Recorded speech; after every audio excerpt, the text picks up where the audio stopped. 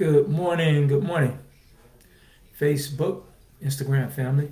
Thank you for joining me for another episode of Back to the World. My brother and my sister's keeper, Billionaires Roundtable Conference, and Sonetquity Bookclub.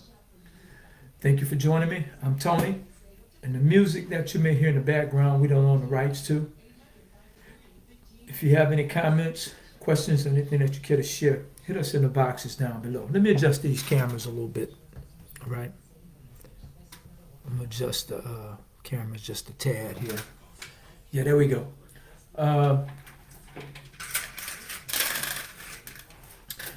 Just before I get started, man, we're going to get our PSAs out the way, man.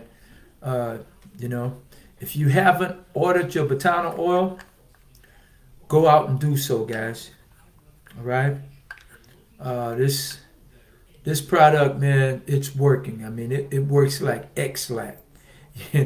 When you take X-Lax, you know what I'm saying? You don't want to you don't want to mess around. It's gonna work, and this is a product that works. When I say like X-Lax, nah, it doesn't move you that way. I'm saying that it does what it's been stated to do. This is Botana oil, 100% pure raw Botana oil from the jungles of Honduras.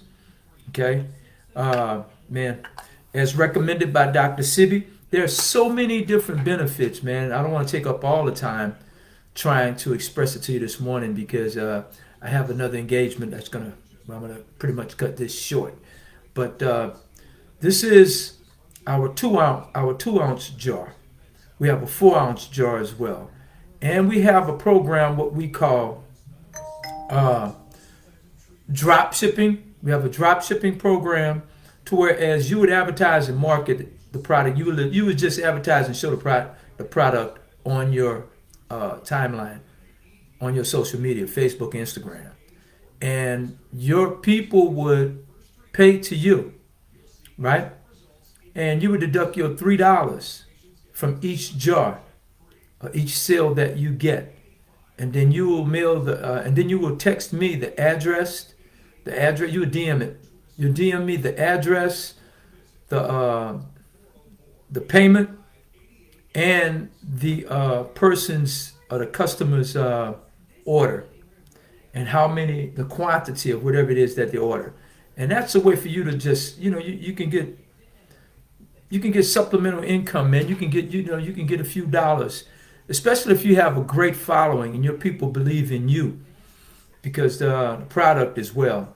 You know what I'm saying? And this is all based on trust, just like any and everything else, man. So then we have what's called our affiliate program. That's where you would start your own product and your own brand, if you will, and you'll name it whatever you name it, because actually what matters is the product in here is 100% authentic. All right. Then we have the beard oil. Okay. And the beard oil and the Botana oil, it is on our website. And our website is www.gloosuds.com. That's www.gloosuds.com. All right? Go and check that out. Now, for all of you book lovers and all you book readers, go to our online bookstore, man, and purchase, our books. We have books that are audio, ebooks, and pretty soon we're going to have Braille. So go to our website and purchase your monthly books. If you're already a member of a book club, man, join our book club and have your members purchase your monthly reads from us. All things literary. We offer different gifts, different discounts, and all that, just like Barnes and Nobles, okay? That website is www.bookshop.org/shop/Sonetquity. Once again, www.bookshop.org/shop/Sonetquity. Okay, that's my PSAs for the morning. What I wanted to talk about, I was going to talk a little again about good morning. going to talk about the DEI again, man. You know, we had discussions last night again about DEI. And just for the record, what DEI is, it is diversity, equality, and inclusion. And it was something that the government channeled. The music that you may hear in the background, ladies and gentlemen, let me repeat it again. We don't own the rights to. I don't want to end up in Facebook jail. And some of my best, let me lower it anyway. Some of my best videos got blocked. Some of my best videos got blocked because they were able to hear the music in the background. All right. So, what I want to say about DEI. DEI is a program that pretty much the government put in place, and Biden signed off on it. And what it was a program whereas jobs and businesses and government businesses that gave contracts to minorities, they wanted to make the work environment, the workplace, more. They wanted to make it more dynamic and broad, if you will. Right now, I'm searching for words, but you get what I'm saying. They wanted to make it more diverse. They wanted to have different backgrounds and what have you working in a workplace. All right. So what happens is sometimes sometimes people make a choice when there's a law or there's a requirement that's in place. Sometimes people will do things just to get past that barrier or that hurdle, because everything else is working fine. And that's where back in the day you'll get that term, a token black, because they needed someone to fill that void. So they would get pretty much the first black person that'll come along. That's what they were thinking.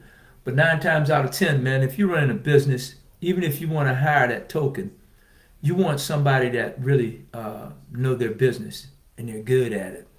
And there have been many instances where a lot of people were hired not on the merits of their experience, but simply because they were black. And once they got in that company, man, they ran that company, like a well-oiled machine. And this person realized that they got somebody at a bargain. And the United States did that when we voted. I say we. I wasn't able to vote, and I was free at that time. But when Obama was elected president, everybody was just looking at him, looking towards him to make mistakes, to just be a blundering idiot.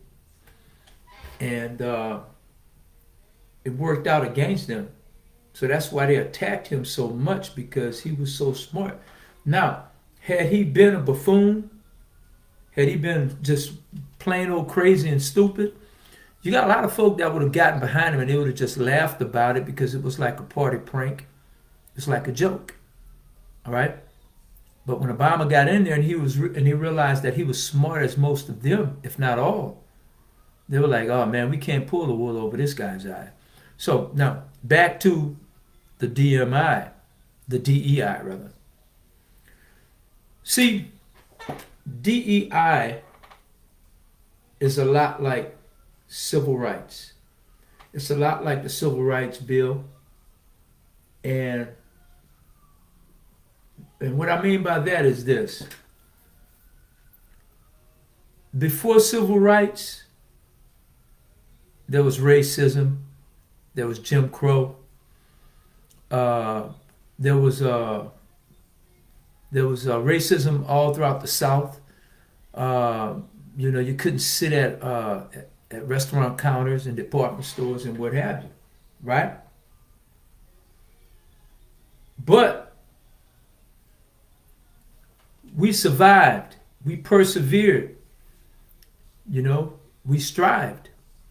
in spite of that bullshit, because all of this was put in place to keep us in check.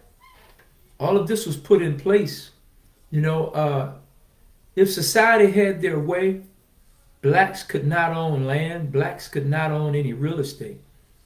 You see what I'm saying? But when you start writing laws like that, you got to be careful, because see, lots of times law is open-ended or back-ended, right? And when it's that way, it becomes a situation like, let's say in California and in New York at the time, when there was a drug epidemic, they released the drugs in the black communities in hopes that everybody black would use the drugs. Just because you're so down and you're so depressed and your life is just in shambles, they figure that you would be quickly to run the drugs.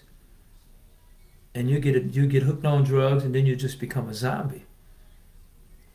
Well, that damn near happened. The Black Panthers pretty much kind of stopped it a bit in San Francisco, and that was until they were locked up, sent to prison. Some were killed. But,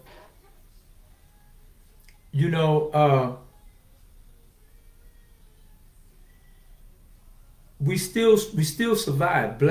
Blacks became owners of businesses, owners of homes. They went to college, the whole bit.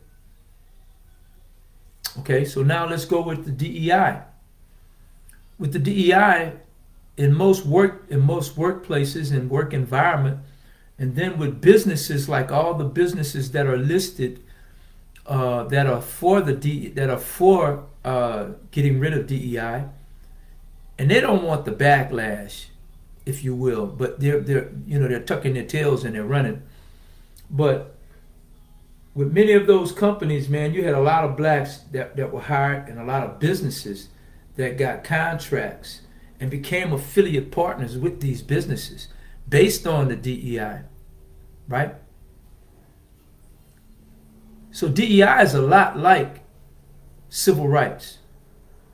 It's a lot like it in every way. All right? So why do I say that? It's because after a while, blacks start looking forward to trying to get linked up through a DEI program. They start just going for the low-hanging fruit. They didn't want to challenge themselves to start their own businesses or anything like that. They wanted, again, this government handout. You see after Harvard was sued, and I can't think of this attorney's name, and he argued that Asian students, white students alike, they were being prejudiced against. They were being, it was reverse racism. But they must realize these programs were created because of racism that they were doing towards blacks. So what happened, everybody jumped on board. And that's when I say that law becomes open-end. You don't specify, you don't make it clearly. And like I was telling a friend last night, there's a difference between must and shall. You know what I'm saying? See, shall means you have a choice. It means you have, you could do it or you could not. You can kind of waver, if you will. But must is absolute. You have to do it. You see? So now, let me show you how this is a lot like civil rights. When civil rights came in, all the blacks moved to the suburbs. Not all, but you get what I'm saying. Those who could afford it, or those who just felt that they didn't want to be around black folk anymore, or they felt like they want to live a better life. And there's that saying that goes, man, the grass is not always green on the other side. And a lot of subdivisions and everything were created, out in the suburbs, because civil rights was about a black man can have a right to live amongst whites. A black man can have a right to sit at a food counter with whites. A black man can ride the bus in the front as opposed to the back. Now, here's what I don't understand.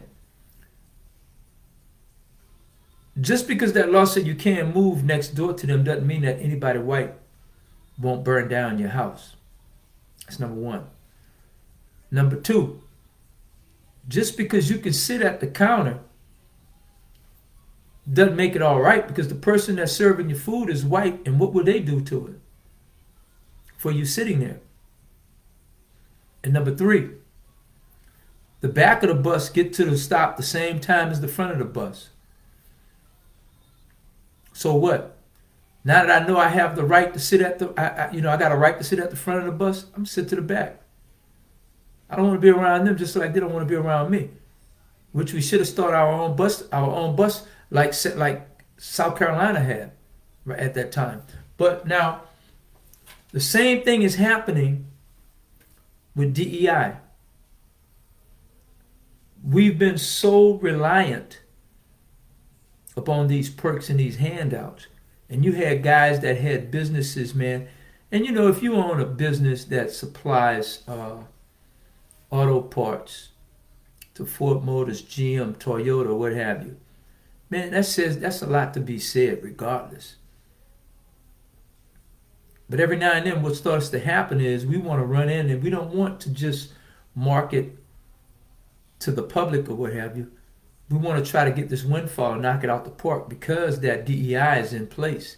And these people must do different things to push that agenda. It's just like if you have, just like this hair care product, if you will. If I wanted to get it in Walmart, Target, or any of these stores, Costco or whatever, I have to talk to their DEI representative with that company and see about getting my product throughout their stores. So a lot of people have won that way. And then a lot of people stop creating stuff and stop hustling because they felt like, they just wouldn't have a chance at getting their product in Walmart or what have you. So we become lazy because we're looking for things to be handed to us the whole bit. But let me show you something. Even after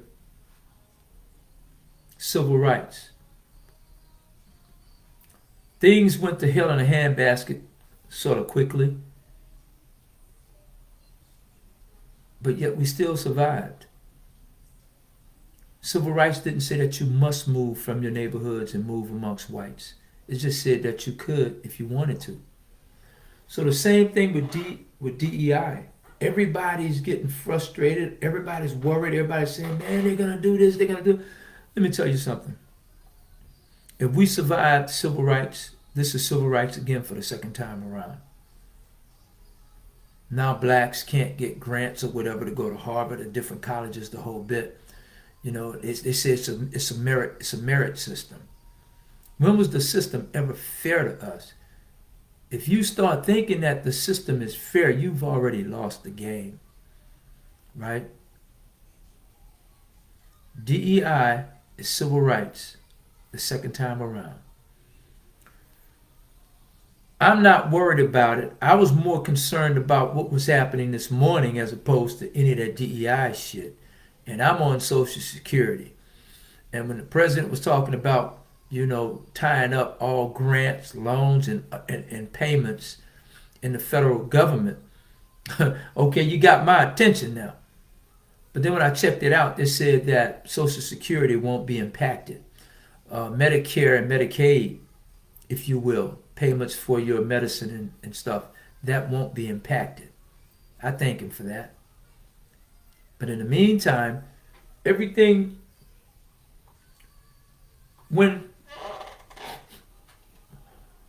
the enemy circles the wagon, and I'm only using this as a metaphor, but if you get it, but when someone that opposes you starts to circle the wagon, even in all the Western movies and all the army movies, what would happen? You would get in a circle. And why would you get in a circle? Because it's complete. A circle is complete. Even a square is 360 degrees, but it has 90-degree angles. So sometimes you just can't see around a corner. That's why a circle is most prominent. So you get in a circle and you get tighter, and it's like becoming a fist. That's what happened between civil rights and now. We survived everything that they've thrown at us. We've survived everything that they've thrown at us since they threw us on those ships coming here. Right? But you see, you guys don't get it. See, individually, you may perish. Individually, this may break you. But to know that you have many others that look like you, feel like you, and all of you come together, then you can survive whatever's thrown at us. And, many people were saying that when they try to reverse the narrative, they were saying that, and these are the intellects, they're saying that we're not the only ones that are going to suffer from DEI. So see, when a person told me that, they was already thinking about they were going to suffer. He said, we're not the only ones that are going to suffer from DEI. Look at who benefits the most from DEI. And they were right about that. Almost 97% was white women. Right? Second was the Asian community. Even the Africans and the Middle Easterners, which are Asian as well, they were benefiting more than blacks in different programs and what have you. So you wasn't getting the lion's share of that program, of those programs anyway. But let me ask you this though. See, they're looking for someone else to fail alongside them. That's why, it's how you look at a situation. Two people can be sitting in different places looking out the same window, and they can see one event two different ways. And that's what happens, with the term, the glass is half empty and the glass is half full. Here's a person looking for who else is going to suffer from this. Let me tell you one thing. I don't care what those documents say. See, the people that are in charge of this, and we know that it's nobody black because they want to say that, he didn't get the job based on merit. So do I need to call that out? They're not going to let their women suffer. The fact that their woman is in the game as a minority, she's already helped their cause, right? And see, the Asians will get it if they're giving it, but the Asians don't need it. Why?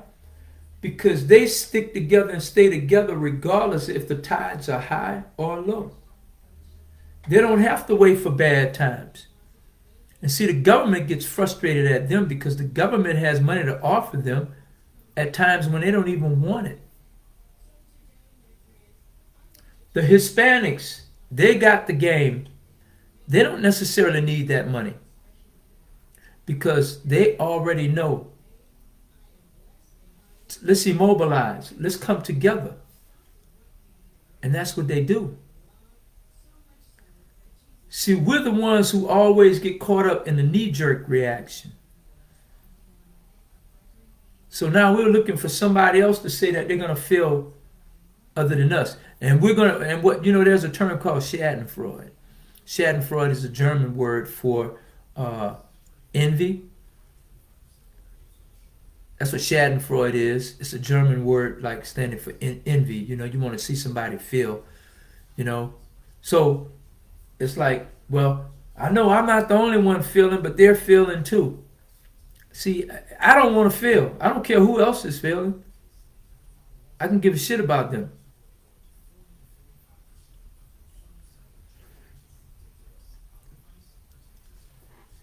This situation is like having a generator, right? Let me tell you what it feels like to have a generator.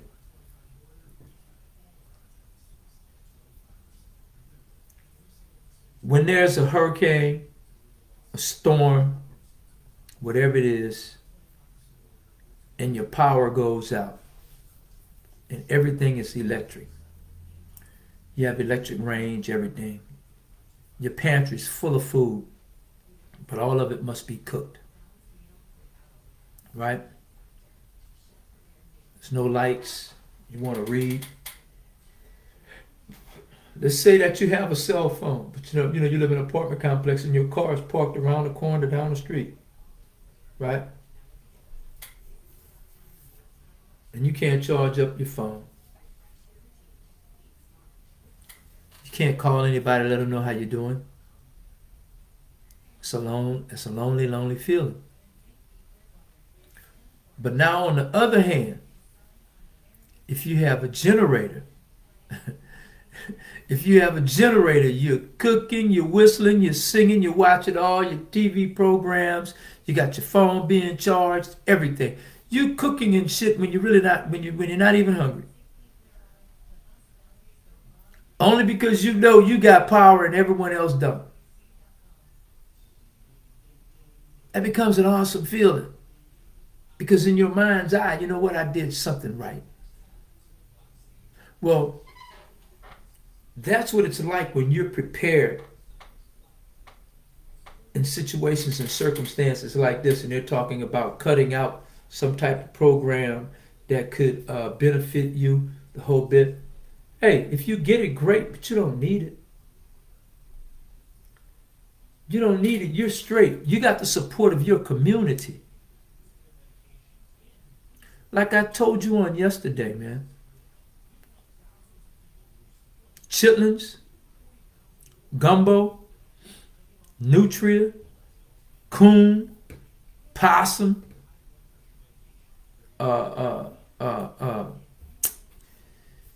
jambalaya, you name it.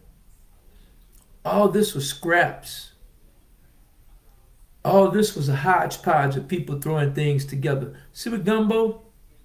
Man, gumbo means just that, everything. Everything was just tossed in there, man. Leaves, grass, everything back in the day. Right? And it was perfected upon as time went on. But all of that came from nature. I mean, it wasn't even considered a food. Whenever the slave owners or whatever would go out and slaughter a pig, and they'll give all the innards, man. They'll give all the innards to the slaves. Now they want them to eat that. And I mean, if they're practically starving you the whole bit, 9 times out of 10, you're gonna eat it to sustain. Now you can't get in many restaurants for people there for the gumbo, the crawfish, the catfish, if you will. Right? You can't get in a restaurant. Look at the price of oxtails today. They would get the whole beef. They would get the whole slab of beef, man. Cut the tail off and throw it to you. And we made something out of nothing. And it's just not with that, ladies and gentlemen. See, and I hear the guys talk about, guys often talk about, our swag and the whole bit. You got to understand where our swag comes from. Our swag comes from being minimalist, not having anything, being given secondhand leftovers. And we make ways out of no way. Even hip hop, if you will. Now people look at hip hop, man. They think anybody that gets in there and they start rapping in the whole 9 yards, they're going to automatically become rich and have success. And they feel like they have to talk about their imagination the whole bit. But when hip hop started, it started from the mud. It started about people talking about their hard times and suffering. I didn't like hip hop to begin with, because it talked about poor times, hard times, the whole bit. Now, I didn't experience all of that, but when it talked about sometimes being hungry and not having enough money and not having a car or having to wear secondhand tennis shoes or tennis shoes that wasn't top shelf, the whole bit, you felt a certain way. But by them making songs about it, it helped you cope with it. But then what started to happen? The tail started to wag the dog. Rap wasn't singing about suffering and striving anymore. It's about balling. It's about living at the top. It's about counting your bands and putting your money to your ears, the whole bit. We make a way out of no way. We make some of the worst things look good. And if you don't understand it, that is our quality. That is the essence of us. That is. It's the resilience. No matter where you put us, no matter what you do, if we come together, we're going to survive. And in many instances, we uplift one another. But we have to get kicked in the ass in order to do that. Right? And then soon as it's over, everybody goes back to the spot or back to their place where they're ignoring each other. Man, in the Asian community, I'm here to tell you, right? Excuse my hair, y'all. In the Asian community, almost every house in that community is owned by Asians. If the family that's in the house don't own the house, they're probably leasing it with the option to buy from an Asian landlord or their own banks. The Hispanics doing it now. You can go over around Harrisburg over there, man, and the whole bit, man. Everything over there.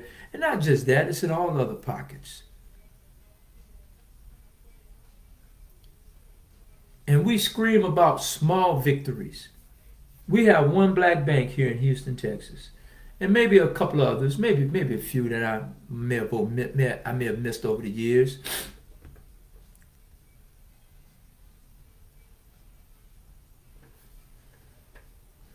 Our problem is not DEI.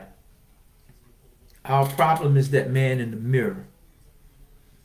Our problem is the unification, is us unifying, right?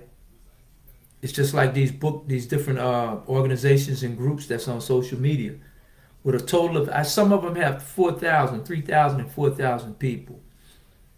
But all everybody's doing is going down the list and down the line, 3,000 people, seeing who's commenting on what they're texting, who's commenting on what they're posting. And there's a brother that's with Brothers Build Brothers Up. And again, I can't think of the brother's last name. Dang, I wanted to remember it. Man, I can't wait to speak to this brother because, see, sometimes to make a situation come together and make it work idyllically, someone has the car and someone else has the gas. See, you just got a tank of gas, you ain't going nowhere. And you got a car with no gas, then you know what? You're going no place either. But the moment y'all come together, you can explore things. So now, this brother has brought together over 4,000 people that's interested in what he has to say, the whole bit. I'm not saying he doesn't have anything interesting to say, but you're not saying anything that's moving the people together other than just bringing, and there's nothing wrong with that. Some people are good at bringing people together. That's what I liked about Big Meech. I don't glorify drug dealers or what have you because I was one. And I felt like at the time when I was doing it, I was just as good, if not better, than any and everybody else. You know, when it comes to exchanging the whole bit, he did nothing no different than from what me and my partners did. He just probably compounded and did more of it. And that's what made it. It's not that he had a better plug than me. My plug was probably the best in the world, but you see, I just couldn't sell to everybody. Now, what I admire, you were able to bring about 100 people in your circle and get everybody moving together, because that's what a movement is about. That's what community is about. And that's the one thing that I admire about the brother. And that's a quality that I wish that I had in that respect. And it's not so much for selling drugs, but it's for everything. It's about bringing our community back together, starting businesses, and everybody utilizing the same business. You see? Again, like back in 1849, when it was the gold rush in California, right? The first place where people start mining for gold start panning for gold was in North Carolina, Charlotte, North Carolina. That was the first place. Then everybody started moving west. Everybody ran out to California, man. Everybody, man, they're going out and they're going to go for gold. And there were some that hit it real quickly and they got paid, man. You know? But see, when something gets saturated, you know there's a lot of revenue there, but you must find a way. You must find a way to support that movement, right? So when everybody's moving to California and everybody's running out to California to go for gold, you start selling picks, shovels, and pans. Don't worry about them. Don't worry about them running up to you telling you about gold and everything. You know what I'm saying? Excuse me a second, ladies and gentlemen. What's going on, nephew? Hello? Hey, what's up? Nothing much, man. About to wrap up on this podcast. That's about it. Oh, well, just call me back, bro. I was just touching base with you, man. Hey, got you on live, man. I'm just saying hello. Hey, everybody. What's going on, y'all? You make me go live like a jar. We go in, man. Shit, That's right. Get off, man. That's right. Yeah, but I'm about to wrap this up, and I'm going to call you as soon as I get off. Okay. All right? Okay. Peace. Bye-bye. Peace. Yeah, sorry about that, guys. But see, when everybody else is moving to to hunt for gold, they all need picks and shovels and pans. So you sell picks, shovels, and pans. And while you're sitting there, man, being humble, everybody else is just digging and grinding and scratching the whole bit, man. You know, I see this so much. Man. And lots of times we as blacks, we want the shiniest of things. Man, I know of some foreigners personally that have a food truck. And see, everybody want to get into the food truck business and the whole bit. There's nothing really wrong with that. But lots of times people are getting in it for the wrong reason. But I know guys, man, that were locked up with me. They had food trucks back in the day. They had food trucks. And guess what? And their food was awesome. And I used to ask them, man, why don't you open up a restaurant? They said, for what? I said, man, when you got food like this, man, and people coming to buy it, he said, Tone, look, listen. He said, I probably get more people in the run of a day than most people get in a restaurant all week. He said, and guess what? When they eat, they go. He said, they don't stick around, they move on, right? He said, then I don't have all that overhead. I don't have to have all these different, he said, look, they get it. He said, all of my overhead, all of my expenses, he said they're almost non-existent to a restaurant.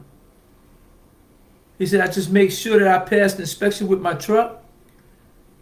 I keep my food fresh.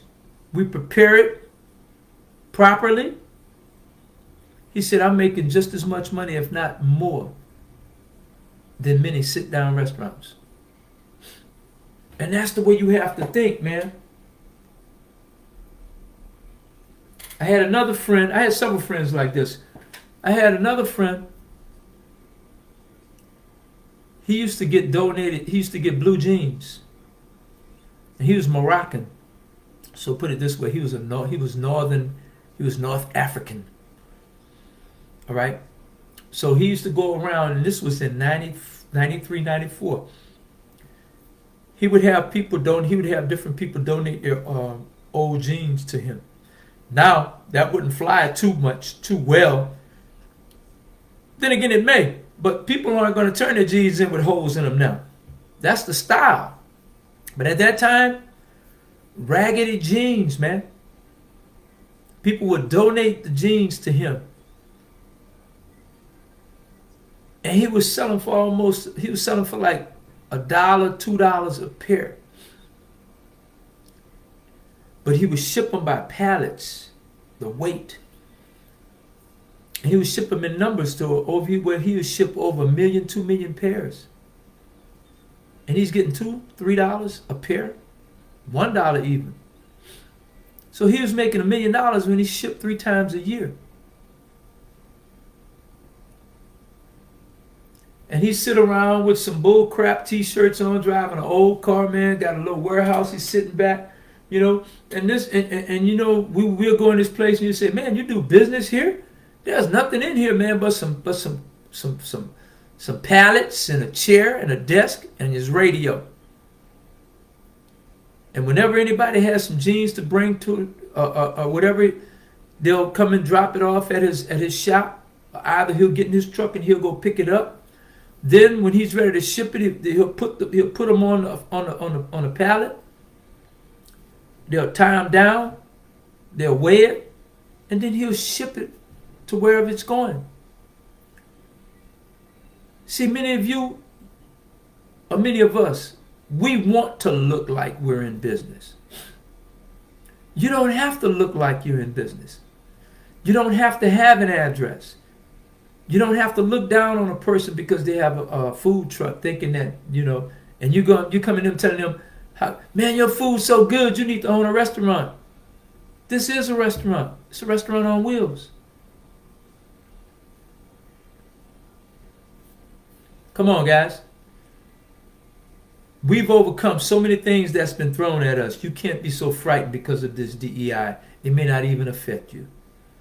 See, I know many of you that's young, you don't care about Social Security, the thing that's bugging me right now, the thing that I'm concerned about.